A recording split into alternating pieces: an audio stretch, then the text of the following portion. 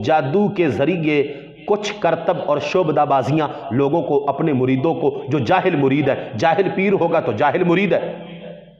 جن کا شریعت کے ساتھ کسی قسم کا کوئی واسطہ نہیں، وہ کچھ کرتب دکھاتے ہیں اور کہتے ہیں کہ یہ ہماری کرامت ہے، حالانکہ جادو اور چیز ہے، کرامت اور چیز ہے۔ یاد رکھیں، جادو سراسر کفر ہے اور کرامت شریعت ہی شریعت ہے۔ جادو ٹوٹل ناپاکی ہے اور جو کرامت ہے وہ حلال ہی حلال ہے۔ جادو کے لیے وقت معین ہوتا ہے، کرامت کے لیے وقت معین نہیں ہوتا۔ کرامت ایک شریف اور کریم نفیس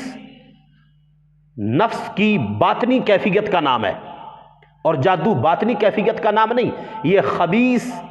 شریر اور شیطان طبیعت کی ظاہری کنڈیشن کا نام ہے۔ تو یہ فرق ہے جادو اور کرامت میں، جادو ظاہر، کرامت باطن، جادو شعبدہ بازی اور کرامت شریعت، جادو خبیث نفس کا عمل اور کرامت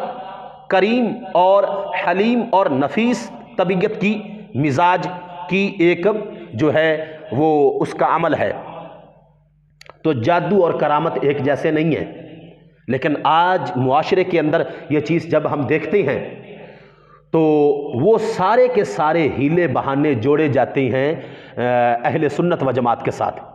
حالانکہ ہمارے کسی بھی اکابرین میں سے اکابر نے اور مفکرین میں سے کسی مفکر نے اور صحیح العقیدہ سنی عالم ربانی نے آج تک ایسی حرکات کو اہل سنت کی نشانیوں میں بیان ہی نہیں کیا، نہ کسی کتاب کے اندر، نہ کسی تقریر کے اندر، نہ کسی خطاب کے اندر۔